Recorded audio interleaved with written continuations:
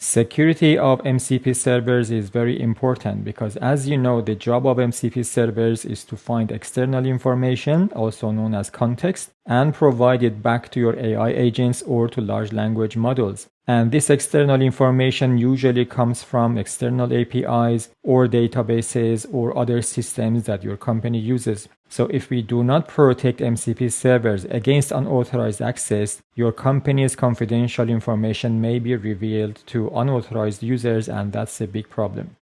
MCP by itself doesn't have a built-in authentication mechanism, unfortunately, but you can use a language-specific library to implement authentication and authorization.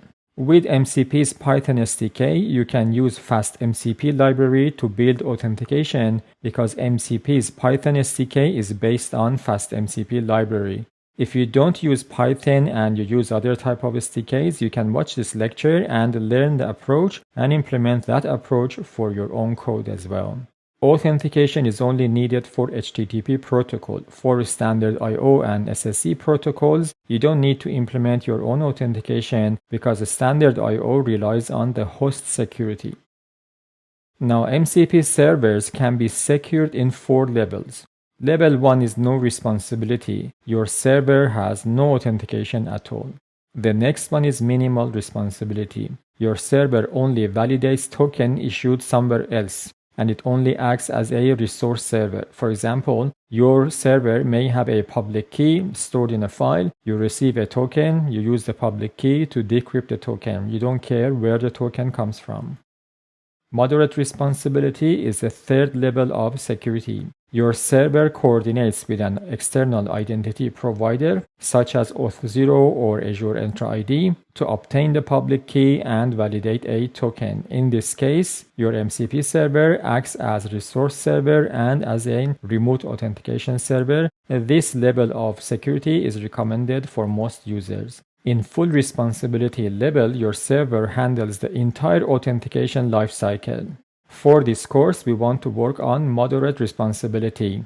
And to implement moderate responsibility, we want to use OAuth 2 or Open Authentication version 2 with client credentials flow. Client credential flow is used for machine-to-machine communication or server-to-server communication. It is very easy to implement, and also it's very secure, and you can use it basically in all scenarios, even in production. In this scenario, MCP client obtains a JSON Web Token, also known as a bearer token, from an OAuth server, for example from Auth0 or from Azure Entra ID, and passes it on to MCP server. Then the MCP server validates this JSON Web Token with OAuth server. In this scenario, MCP server doesn't store the public key in a file. It always goes to the OAuth server, obtains the public key, and uses it to decrypt the JSON Web Token. In this sequence diagram, you can see how it works. MCP client goes to OAuth server, for example to Auth0 that we want to use in this lecture, and obtains a JSON Web Token. And Auth0 or the OAuth server returns a JSON Web Token back to MCP client. MCP client calls the MCP server because MCP server has a tool or resource in it, and when the MCP client calls the MCP server, it includes the JSON Web Token in the HTTP header. MCP server gets that header, and to validate it, it goes to your Auth0 or whatever OAuth server you use and obtains something called JSON Web Key Set, which is basically the public key. With that JSON Web Key Set, the MCP server tries to decode the JSON Web Token or bearer token. If MCP server manages to decode the JSON Web Token successfully, it knows that the client is basically valid, and therefore it does the job and returns the result back to MCP client. So let's go and see how we can do this. For this course, we want to use Auth0 because Auth0 is very common and it's very easy to use. If you don't want to use Auth0, you can use anything else, for example, Azure Entra ID. You can't use Google because Google is a little bit different. Google requires you to create service accounts for machine-to-machine communication, and therefore it's not really compatible with Auth0. It has its own mechanism. So if you want to stay purely OAuth, use something like Auth0, Okta, or similar. So once you go to Auth0, click on Login. If you don't have an account, don't worry about that. When you click on login, if you do have an account, you get logged in to your dashboard. If you do not have an account, you don't need to click on sign up. Just click on sign in and then an account will be created for you automatically. Once you are in your dashboard, it may look a bit complex, but it's very easy. Just go and click on applications here and click on create application and give your application a name and choose a machine-to-machine application and click on create. And that gives you an application similar to the one that I have created, like this. And once the application is created, you will be on Quick Start tab. In Quick Start tab, you will be provided with sample code. We are not going to run this code, but it's important because it has all the secret information that we need. The secret information that we need is client ID, it's this, and client secret is this. You need these two. Also, you need the audience, but audience is not a secret. We will hard code it in our code or we will put it in a config file, but it's not secret. And also the grant type has to be hard coded and it's client credentials. So make sure that you have client ID and client secret ready. Let's go to Visual Studio. So we will work on MCP client first. Your MCP client needs client ID and client secret. I have coded it in a way that it reads it from environment variables. So add two environment variables, one called client ID, another one client secret, and assign client ID and client secret to this. For Windows, use set, for example, set client ID, and then paste the client ID here. For Mac, use export client ID and then paste client ID here, and then you can use it. So client ID and client secret, because they are secret, should not be hard coded. They should be in environment variable, or even better, if you deploy your code to, say, Amazon Web Services, to Azure, to Google Cloud Platform, you better store your client ID and client secret in a secret manager and use it from the secret manager. As I said, the audience is not secret, so just paste it here. You can also put it in a config file. And grant type should be hard-coded to client credentials. And you need an endpoint. Your endpoint to get the token is always your domain name and then OAuth token. Your domain is created for you automatically, and then it's basically the first part of your audience before /API. And that's your domain without the HTTP. So to get the token, just use that in here. So let me explain the code to you. I have a function called getBearerToken. It accepts client ID, client secret, and token endpoint. If you want to provide scopes, you can do it. My code doesn't have scopes because MCP scopes, such as MCP read or MCP write, are not standard scopes. Then you will create a record. I call it data, and then you provide grant type, client ID, client secret, and audience. Then you will make an API call. So to make API call, I have imported this library, HTTPX in Python. In your language, if you don't use Python, obviously there must be a client that can make HTTP call. So you make an HTTP call to this endpoint essentially, and then you provide this record, and content type should be URL encoded, and Auth0 or any OAuth server that you use will give you a token. In the main function, again, we obtain client ID, client secret, we have the token. I'm not sending any scopes, and then we get a token.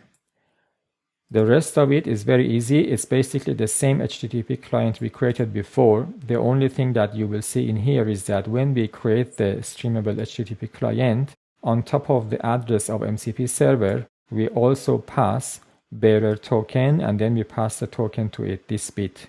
This bearer token comes from FastMCP library. That's why I said for Python you need FastMCP library.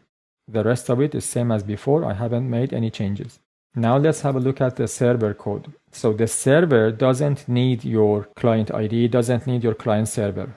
Server only needs your domain address like this. Make sure that if you want to run this code, you replace this domain name with your own domain. And also for this URL, which is for JSON Web Keyset and audience, update it with your own values. So why we don't need client ID, client secret? Because the process is that we go to whatever the OAuth provider is and we obtain a public key. We try to decode the token with public key. If public key is wrong, then we cannot decode the token, then we fail the authentication. So we don't really need keys. So again, to get the public key, we make an HTTP call with this line to this URL or URI. Basically, any OAuth server, regardless of the domain name, has this endpoint, .wellknown jwks.json. So even if you use, for example, Azure AD, you will have this path at the end. Or even if you use, say, AWS Cognito, you will have this path, and that path will give you the public key. So the result of this HTTP call is the public key. Now, within your MCP server, whether that's tool or resource, it doesn't matter. Within the MCP server, what you will do is that you get the HTTP headers with this code. Get HTTP header comes from fastmcp.server.dependencies library. So if you import that, you will have access to get HTTP headers. It gives you all the HTTP headers, and then you can extract the authorization header. If the authorization header begins with bearer, we remove that just to have access to the token. Then we decode the token twice. The first time we say that do not verify the token with this bit. And that will give us a key ID. Key means key ID. And then using that key ID, we go to the server and we say, give me a public key for this key ID. So again, if the JSON Web Token has been tampered and the key is not valid, we are not going to get a valid public key, so not a problem. Then we import the public key for that key ID, and then we use this line to decode it. If your key includes claims, you can extract the claims like this. If your key doesn't include claims and you only want to decode it for authentication, you can remove this bit. And if you can decode the JSON Web Token correctly, that means authentication is successful. You can continue to the rest of your MCP's code. If you want to run this code, make sure that you run the server first. So say Python server. And it starts listening on localhost port 8000. Now I run the client, this one.